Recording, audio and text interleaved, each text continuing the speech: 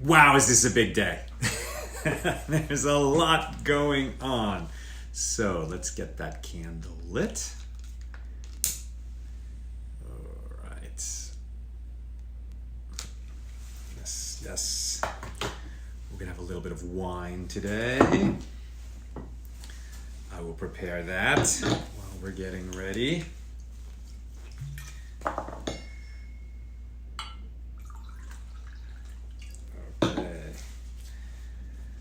Going to be our wine. We're also going to be looking at these dishes, these items.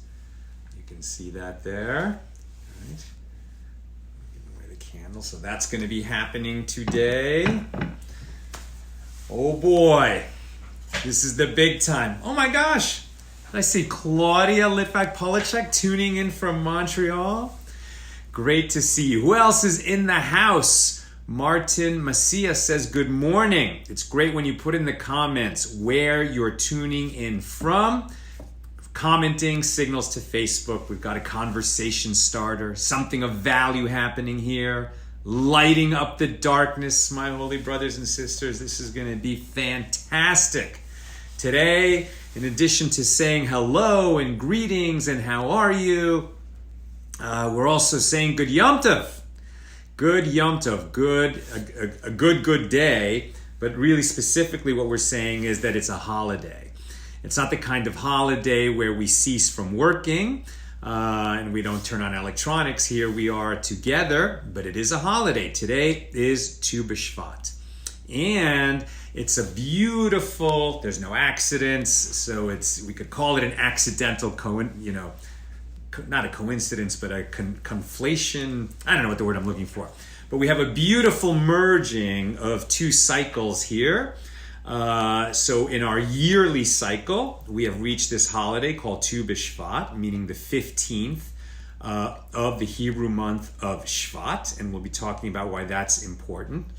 And in our 7.5-year cycle of Talmud study, which we're still at the beginning of, we're in our second month now, and we're in volume tractate Berachos, the first tractate of the Talmud, Blessings, and we are on page 38.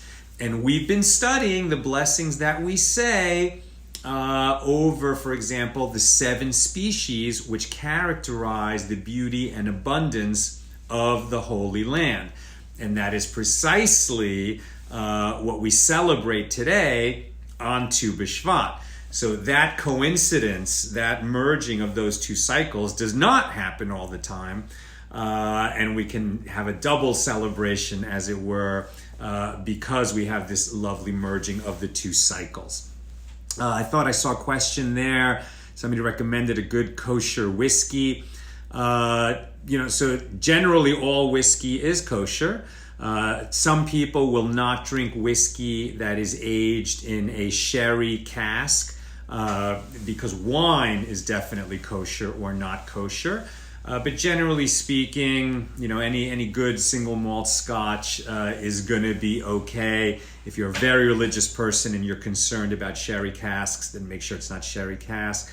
But booze generally, vodka, tequila,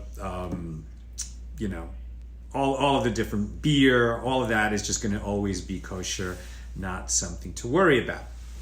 Okay, so yesterday we started to discuss that when we eat of these 7 species, the 7 species that the Torah uses to characterize the abundance and beauty of the Holy Land, and the 7 species are, if you could hold on just one second, I'm getting an echo. Can you turn that down? Thank you. Okay, sorry about that. When we eat of those 7 species, it's either going to be mizonos, the blessing over the various kinds of nourishment. That's if we're eating a grain product that isn't bread. So, for example, this is a nice little rugula, and these are very often, and this is parve. It's neither meat nor dairy. It has no dairy in it, so it could accompany a meat meal or a dairy meal. And when we eat this, we'll say the Mizonos blessing. So that has wheat in it, has grain in it. And then the other 5 of the 7 are fruit of the tree. So that's the figs, dates, olives, pomegranates, and grapes. I said grape, olive, date, fig, and pomegranate, right?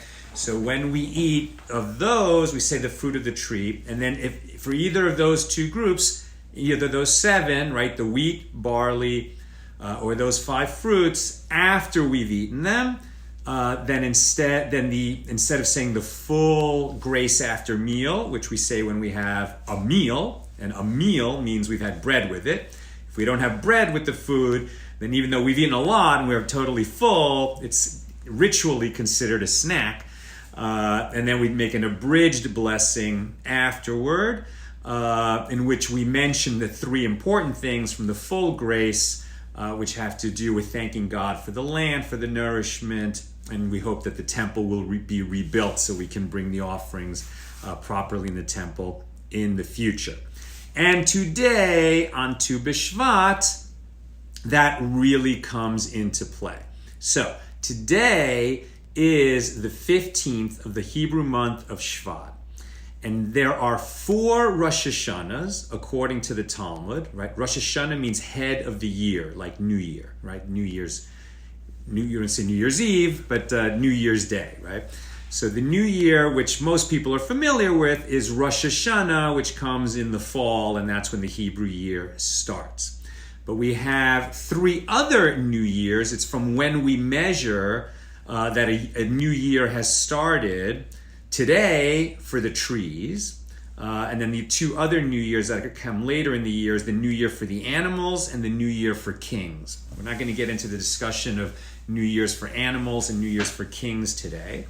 But New Years for the trees mean that trees which were planted last year, whether they were planted, let's say, in June or in August or in April, whenever they were planted, if they were planted last year, today they become second-year trees. Or if they were third-year trees last year, they become fourth-year trees.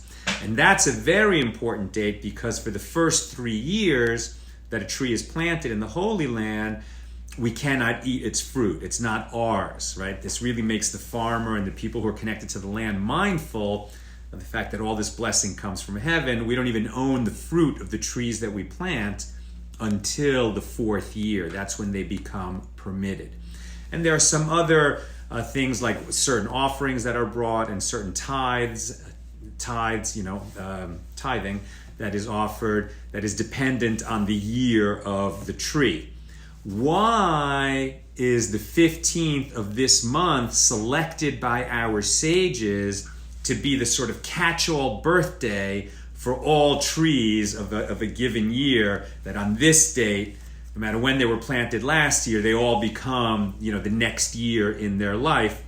Because by the 15th of the Hebrew month of Shvat, most of the rainfall has come to the Holy Land, right? Remember that Israel, it's a desert. It's a scorching hot desert, and it gets most of its rain, the rain that really waters the crops, during the rainy season. So by now, most of those rains have come, and the sages just made that, okay, this is the demarcation. From here on in, fruit that's harvested after this date is considered to be a manifestation of the water that came this year. This year meaning since Rosh Hashanah. So this is where we start to get very spiritual. This is kind of an agricultural date, and we honor Tu B'Shvat by having, these kinds of fruits, right? The fruits of the land, particularly figs. I don't have pomegranates here, but figs, very important, representing the land, and dates, very beautiful fruit. And in a moment, we'll make a blessing over that. So it's a kind of, real tactile holiday, right? Where we eat these things and say a blessing. But it is also a very spiritual holiday, a very mystical holiday.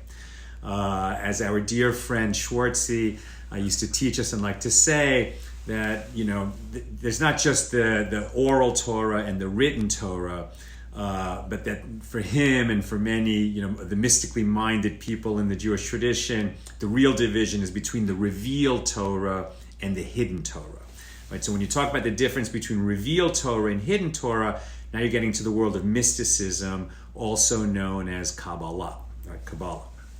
Now, the idea here is, according to the great commentator, the Maharal of Prague, on Rosh Hashanah, there's a decree made, right? We all come before the throne for judgment on Rosh Hashanah, and God issues a decree for every person and for every nation and for every creature on earth, what's going to happen to that creature in the coming year. And there's a decree given on Rosh Hashanah, but we can maybe change or adjust or soften the decree through our prayers during the high holiday period, and it's sealed on Yom Kippur, and it's finalized, sometime later. People argue about when it's exactly finalized, but sort of at the end of the penitential season, at the end of the high holiday season. And one of the things that's decreed during that time is how much rain will fall in the coming year, right? And you can imagine that in an agricultural society, how much rain is decreed to fall. Well, that's major effect on the kind of year people are going to have. Normal year. Abundant rain, beautiful. We're going to have abundant crops. But a year where there's very little rain, or God forbid, no rain, so famine can come, and the people can become desperate, especially if there's 2 years. A drought that lasts 2 or 3 years, like in the time of Eliyahu, of Elijah, it was crazy. The people were, beside themselves, scared, right? So the physical rain is something that in agricultural and really any society depends on strongly.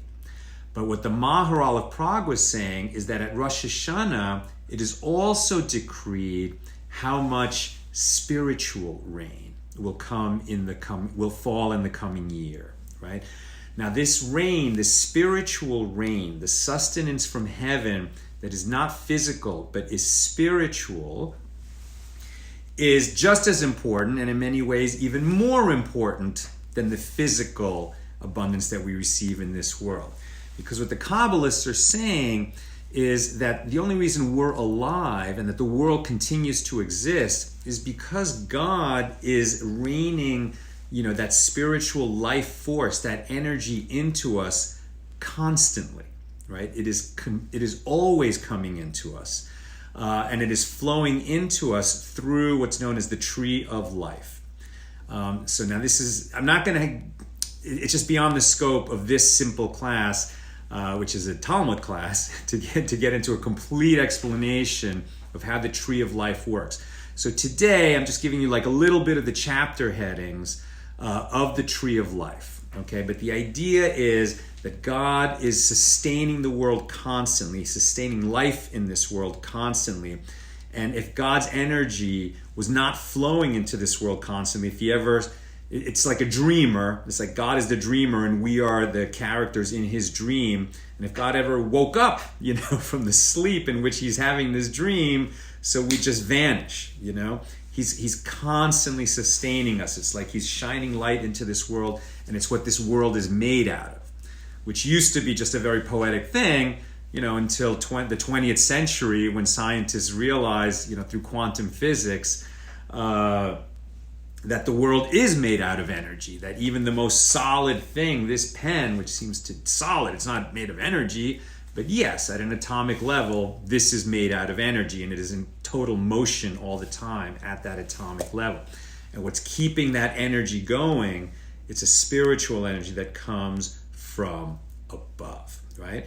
And so we say that, a person of faith, or any person really, is like a tree, but it's an upside down tree because our roots are in heaven and this sustenance is coming down into us. Now, physically, the water that comes into the world enters the trees and becomes fruit, right? And that's what we're celebrating here on Tu B'Shvat, the fruits of the Holy Land.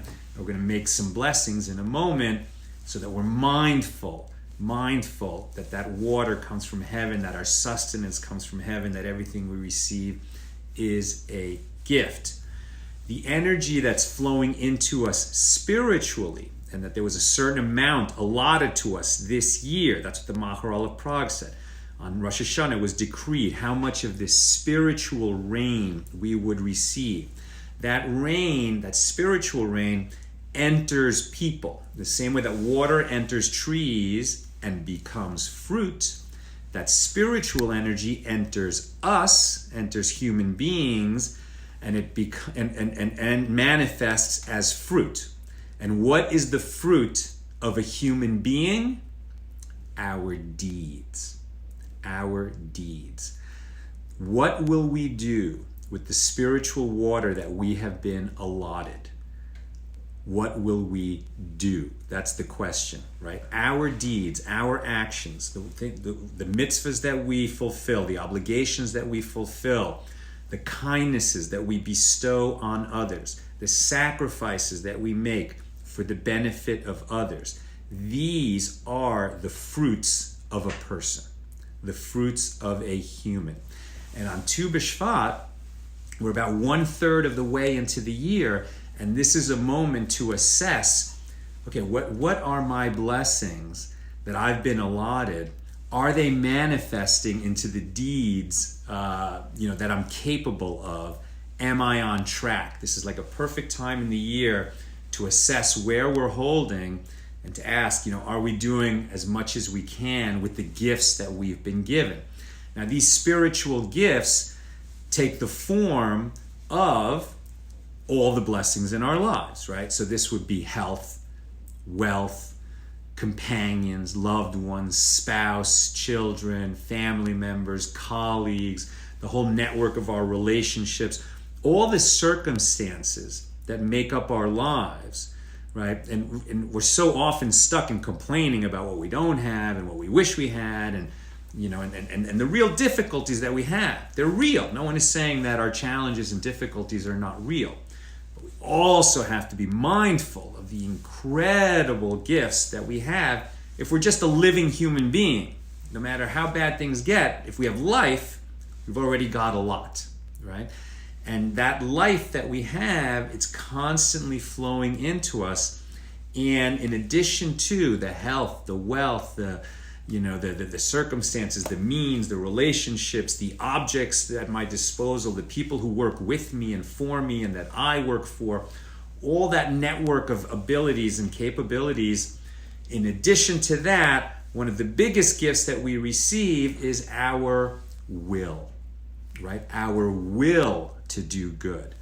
And so even a person of the most limited physical means, has no money, has no home, has no this, has no that, still, if that person has a will to do good, right, then that's a huge spiritual blessing. And today we want to be mindful, right, that even that will to do good is a gift that we've been given.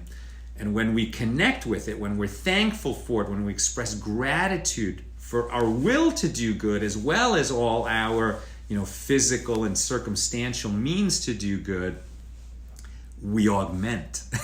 We augment our pie. Our pie gets bigger. Our ability to do good things gets bigger when we acknowledge that we have it, when we're thankful for it, and we sort of recalibrate ourselves and say, okay, I've just been kind of drifting along, just doing my thing, but now I'm going to be more mindful of this idea that I've been given this set of blessings this year, and I'm assessing, am I doing the most that I can with it, right? So that's the kind of hidden meaning of Tu B'Shvat. That's the hidden meaning that we're celebrating these fruits from the trees and saying blessings over them, but we're also celebrating the inner spiritual blessings that we've received so far and asking ourselves what we're going to be doing with them.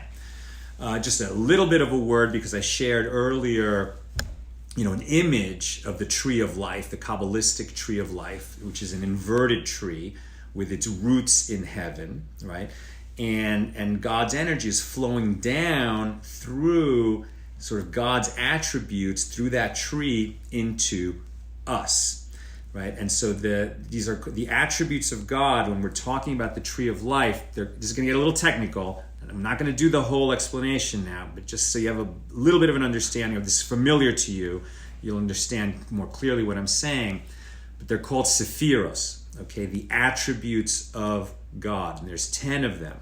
The 3 upper ones have to do with our mental capacities, okay, and that's chokhmah, bina, and das, and that's wisdom, knowledge, and understanding. That's the upper part of the tree, and that's what we're working with all the time, especially in our Torah learning. But in our emotional relationships with the world and where we really express ourselves with other people, not the intellectual capacity so much as the emotional capacity, that's the lower 7. And here, they're sort of arranged like on the figure of a person. The right hand represents chesed, that's loving kindness, and it's balanced by the left hand, which represents judgment or restraint. These are the primary 2 forces through which God is giving us energy all the time. And it's loving kindness balanced with judgment or restraint or strength. Okay? And so this idea of one energy where we want to be giving to people all the time and giving good things and being kind to others, balanced by an ability to show good judgment and know when to stop giving and know whom to give to, and be able to judge people's character wisely and understand that not everybody is good, and people, everyone has a potential for good, but people around us may not be so good or may not be so capable or not so deserving of our time and attention. And you need those things in balance, the loving kindness with the good judgment.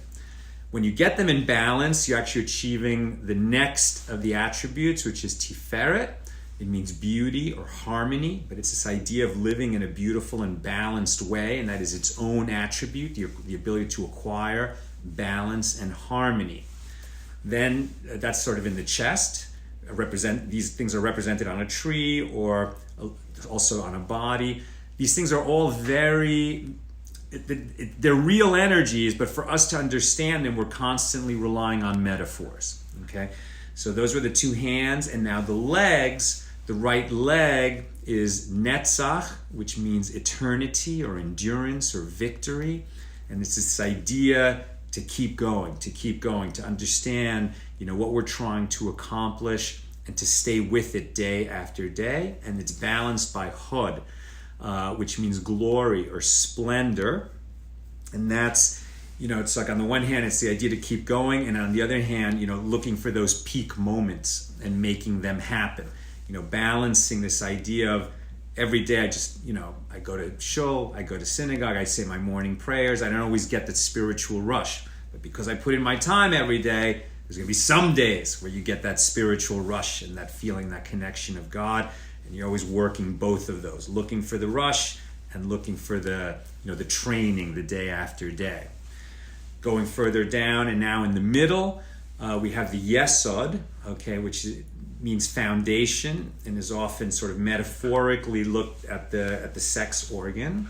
But this is the idea that all this energy that God is raining down through the tree of life into us, into our world, into us as individuals and as communities and as partners and partnerships, etc. It's sort of like he's impregnating this world with this love, with all of these energies, and they're taking root, right? That's why it's the foundation. And this idea that, sort of in this sense, God is sort of like a male who's injecting all this energy into us, and all of us are the female kind of receiving that energy, and then it takes root, right? It takes root in this world. And it becomes realized in our daily life and in our world. And then finally, at the bottom of the Sephirotic tree, it's sort of a little counterintuitive. The bottommost attribute is Malchut, or sovereignty, or kingship. And that's the point where heaven and earth touch, right? It's the idea that all these energies are coming down through these channels, and they come into us. And if we understand that they're coming from our sovereign, right, that God is sovereign in our life, then it is at that place, right, that we make God sovereign over us, and that kind of opens all these channels and allows all these energies that I've been talking about to flow into us. And that's where, so understanding a little bit of what I just said, these are Kabbalistic energies, but they're, sort of, we look at them as a tree of life with its roots in heaven and it's coming down into us. And this being the birthday of the trees, the new year of the trees, is a time to be mindful of the physical, agricultural bounty that we've been given that's around us. And we'll say these blessings over the fruits in a minute. And that's exactly what we're reading about in our 7-year cycle of the Talmud right now. And it's coinciding with our yearly cycle that today is the birthday of the trees. And that's why we're having a little bit of a somewhat rushed, because these are huge topics. We could spend, we could easily have a daily course for a year on understanding the tree of life. But I've just given you a bit of a summary so that you have a sense of how these energies flow into us from the divine above, right? And above, by the way, doesn't mean, in the sky above the earth. Above means at a higher spiritual plane coming down into us in this spiritual plane. Okay, so today is Tu B'Shvat, so we're going to say some blessings. We're not going to have bread, because then we would say a bread blessing, and we would say the full grace after meals. But on Tu B'Shvat, we don't want to do that. We want to say 3 different kinds of blessings before we eat, and then have a little bit of that food, and then the 3 blessings after the food that are particular for these 7 species from the land of Israel. All right? So, from the group of the first 2, wheat and barley, we have a mizonos roll. I don't like to eat when I'm doing these shows, because then I have stuff in my mouth and it's hard to talk. But just for today, for this purpose, I'll take a small nibble, and I'm intending to eat more afterwards so that I've eaten a proper amount. But I'm just not going to take a mouthful of food and then you watch me chewing. That's just not going to work. So this is a little rugula, right? There's wheat in this, but it's not bread. So I'm going to say, blessed are you, Lord our God, ruler of the universe, who makes different kinds of nourishment. Baruch atah Adonai Eloheinu melech haolam borei minei mizonos.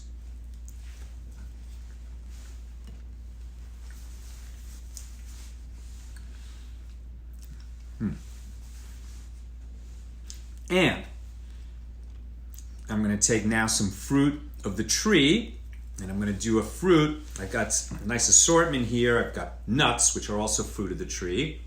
Not peanuts. Peanuts are fruit of the ground.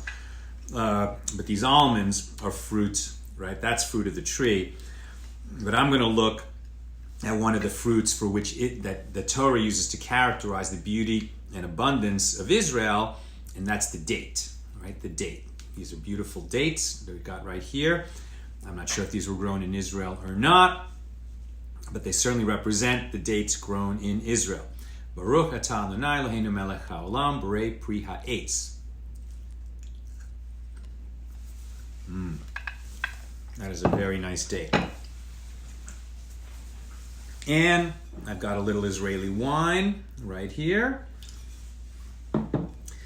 So I'm going to say a little blessing over wine. Now, I didn't make a kiddush.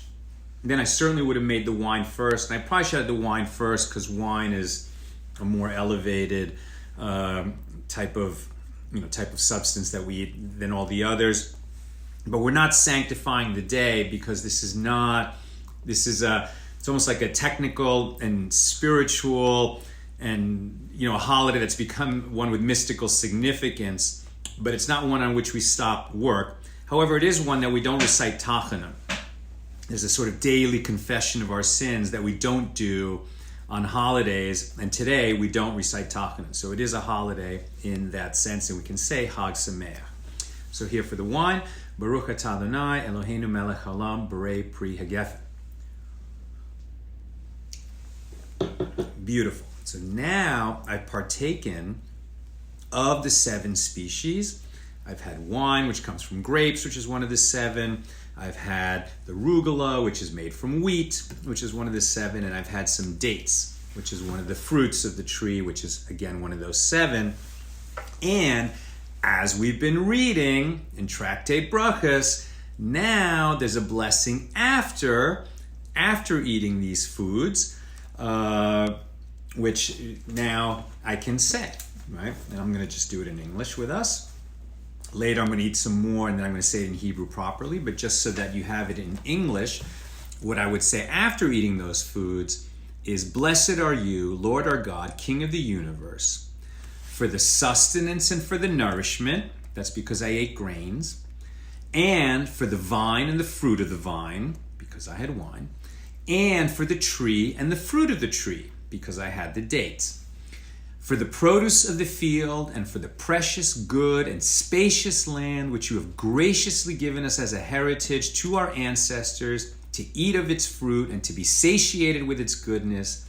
Have mercy, Lord our God, on Israel your people, on Jerusalem your city, on Zion the abode of your glory, on your altar and on your temple. And as you can see, this was composed after the temple fell and Jerusalem fell, right, at the end of the Second Temple period. So the sages add, rebuild Jerusalem, the holy city, speedily in our days, and bring us up to it, and make us rejoice in it, and we will bless you in holiness and purity. For you, Lord, are good and do good to all, and we offer thanks to you for the land, and for the sustenance, and for the fruit of the vine, and for the fruits. Blessed are you, Lord, for the land, and for the sustenance, and for the fruit of the vine, and for the fruits. So there we had a beautiful coinciding of what we're studying here in Berachos on page 37, especially yesterday, and page 38 today, and Tu B'Shvat, which falls out today.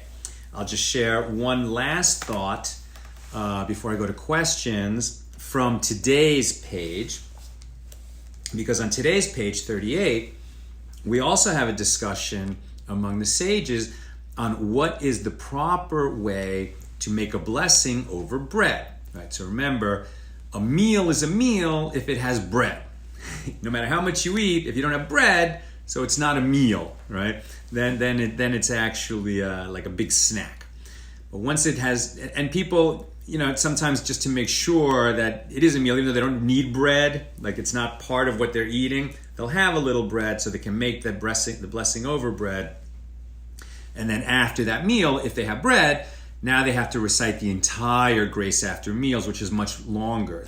So when the sages were deciding how do we say the blessing over bread, the question came up. So in English we would say, blessed are you, Lord our God, ruler of the universe, who brings forth bread from the earth. That is the way we say it now. Hamotzi lechem min haaretz. But the question for the sages of the Talmud was, should we say who brings forth bread from the earth, or should we say who brought forth bread from the earth? And it was Rabbi Nehemiah who said we should say who brought forth bread from the earth, and the majority of the rabbis disagreed with him and who say the blessing should be who brings forth bread from the earth. And some say they both thought that it should be in that present tense, but they disagreed over the grammar of motzi and hamotzi as they were composing that blessing.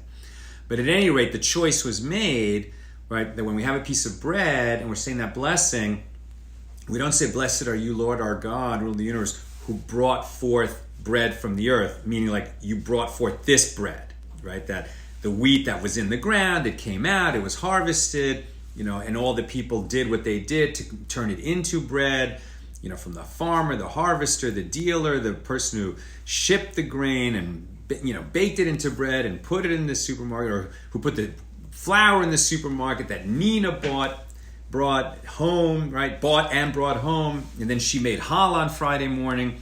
And certainly Friday night dinner, Shabbat dinner, will always make the motzi over the challah. And it's the challah that Nina makes. And you should all be so blessed as to join us one day for Shabbat so you could taste Nina's challah, because it's the most amazing challah in the world. But the point is, we could look at that challah in my hands when I'm making that blessing and say, who brought forth bread from the earth, right? Who brought forth this that ended up in my hand. But we don't say that. We say who brings forth bread from the earth, as if it's always happening. And that is our clue that this hidden Torah and the revealed Torah and the hidden meaning of Tu B'Shvat and the revealed meaning of Tu B'Shvat are always functioning together, right? The rabbis, who are just so practical minded, like what is the exact blessing that we say on this exact food? And if a vegetable is boiled, do we still say the same blessing on the vegetable that we would? That's also the subject of today's daf. That a vegetable that's normally eaten boiled, if it's almost impossible to eat it raw, we actually say who brings forth bread, who creates the fruit of the earth over the boiled form, because that's how we normally eat it. And if we ate it in the raw form, when it wouldn't taste good and we're just for some reason they're tasting it, we wouldn't say who creates the fruit of the earth. We would say by whose word everything comes into being, the catch-all. Those kinds of rules seem so practical and not spiritual and not mystical, but in fact, all of these teachings are deeply spiritual and mystical. And our clue to that is that every time we make a blessing over bread, we say who brings forth bread from the earth, not who brought. Not the one who created wheat, who invented wheat at some point, how many eons ago, and then just put it on autopilot. Not the one, who helped somebody bring the wheat out of the ground a few weeks ago and now it's bread on my plate. But constantly,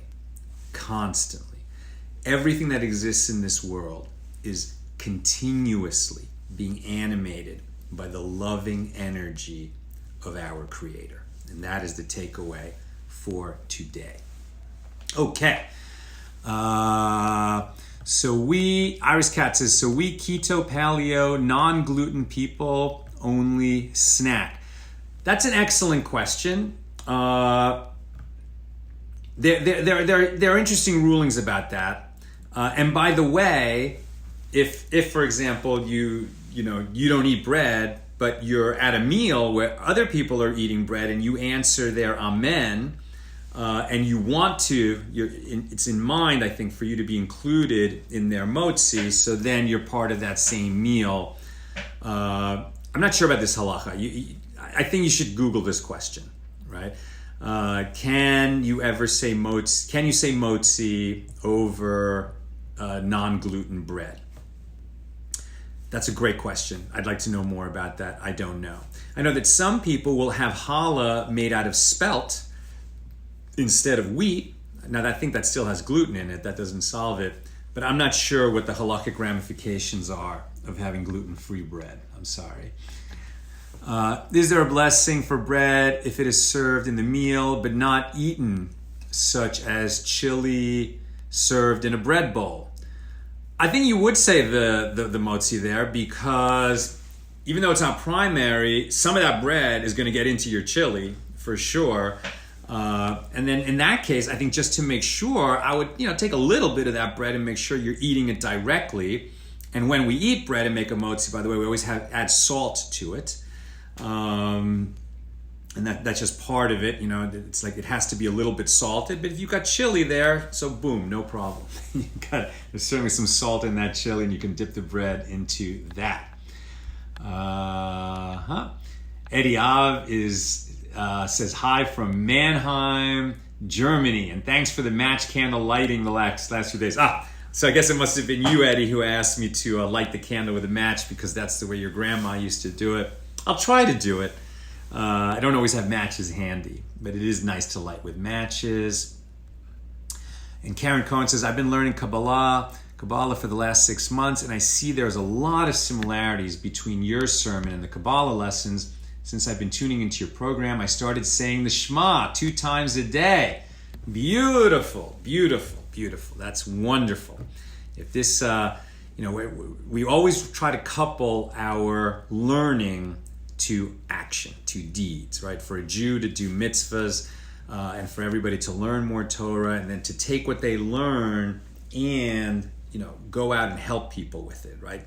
Maybe share what they learn, or just to be inspired to be more of a mensch around the people. And today, especially on Tu B'Shvat, it's great to take away from this lesson this idea that all of our blessings are continuously raining into us, animating us, keeping us alive, and challenging us, right? Challenging us to manifest fruit from that spiritual water. And the fruit of a human are the deeds of the human. The deeds of the human. Okay.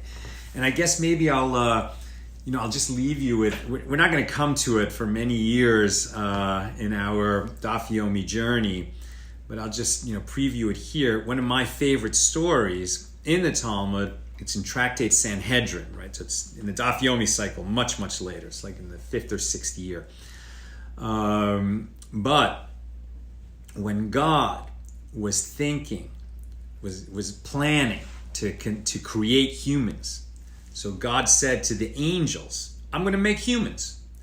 And from this, by the way, we learn the modesty from God, who's the ultimate power, can do anything he wants. He still consults with the angels and he says, well, I'm thinking about creating man. What do you think? So no matter how high, mighty, powerful, and how great our abilities, it is always good to get counsel from others in our plans. So the angels said to God, well, what will be the deeds of man? What will be the fruit of mankind, right? What will be the deeds of man? And God showed the angels, because God can do that, right? He doesn't just tell them, he shows them what the deeds of man will be. It's like he can, flash forward and give them a preview of how humans will behave and how they'll treat each other and what will happen in the human world. And, the angels looked at the war and the hatred and divisiveness and all the things that people do. And the angels said, that doesn't seem like a good idea at all. And God became angry with the angels and wiped them all out, destroyed them all. And then God replaced them with another population of angels, a myriad, says the Talmud. Myriad means 10,000. So there were another 10,000 angels. And God said, well, I'm going to create man. I'm going to create mankind, humankind. And the angel said, what will be the deeds of humankind? And God showed them. And the angel said, doesn't seem like a good idea. And so God wiped them all out in an instant. And God created a third myriad of angels and said, I'm going to create humankind. And the angels were aware of what happened to the first two myriads of angels. And so these angels were smart, and they said to God, you're the sovereign of the world. You will do whatever you do. No comment was what they were saying, right? We're not gonna say anything. No comment. So God went ahead and created the humans. And eventually, the generation of the flood came. In other words, the corruption and evil among humankind grew to such a degree over those first 10 generations between Adam and Noah. By the time of the generation of the flood, right, God was just disgusted with the evil and corruption of the humans and said, I'm going to wipe them out and start over with the family of Noah, right? And so God wipes out all the humans. And now those angels, who said no comment when God said he's going to create the humans, and now God's self is wiping out all the humans, those angels kind of look at God and sort of raise an eyebrow like, and God knows what they're saying, right? They didn't say we told you so because they were smarter than to do that, but they're looking at God like, okay, so why did you make them?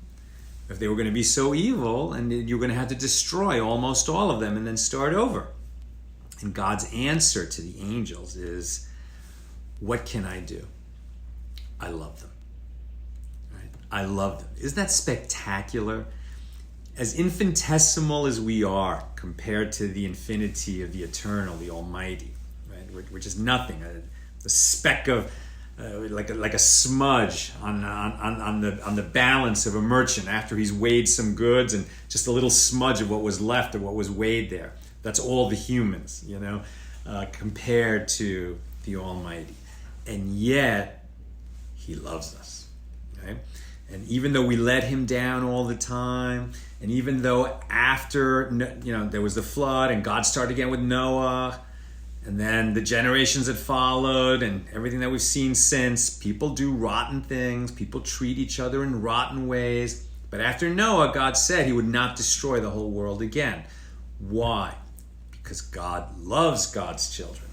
And that, understanding that we have to be in fear and awe of him because he wants us to good and punishes those who don't, if not in this world, then in the next.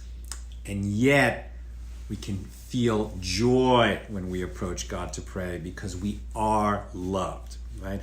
And that's just not just an intellectual idea. Knowing that we're loved is a kind of energy. It's one of those spiritual blessings that animates us every day.